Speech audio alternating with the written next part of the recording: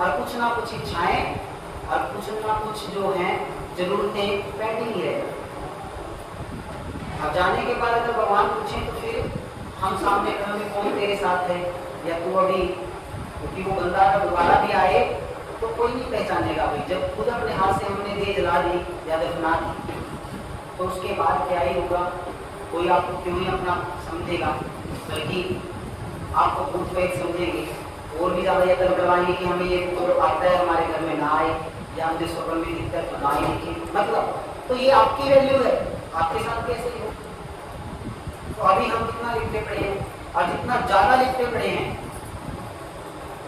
उतना ही ज़्यादा हमारे ऊपर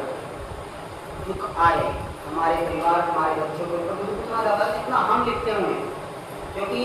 हम सोचते हैं कि हम इनकी रक्षा कर लें, इनको बचा लें, इनके लिए कुछ भी करने को तैयार है, चाहे भक्ति भी करने को तैयार है, लेकिन अपने स्वयं से ही हमें जागना है, स्वयं के मिटाना। जब हमारे मिट जाएंगे तो उनके भी सत्य मिट जाएंगे, क्योंकि ये भी इसीलिए उनको बुझाने के लिए बंदा अपना, देखो एक माँ है वो खुद बीमार होगी तो सहन कर लेगी, एक पिता है वो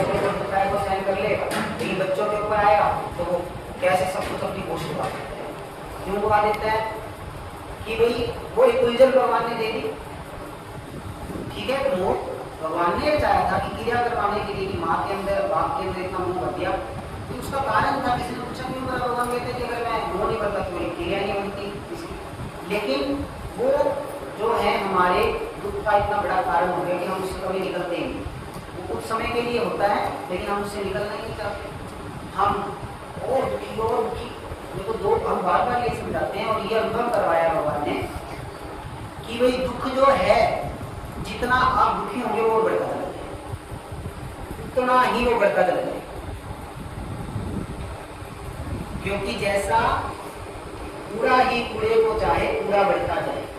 वैसा ही दुख को चाहे दुख बढ़ता जाए। सुख का जो सांस का वो भी हम भूल जाते हैं, नहीं हमें नहीं चाहिए, किसी के पास खाने को नहीं है, वो सोचते हैं खाने के लिए आ जाए कुछ,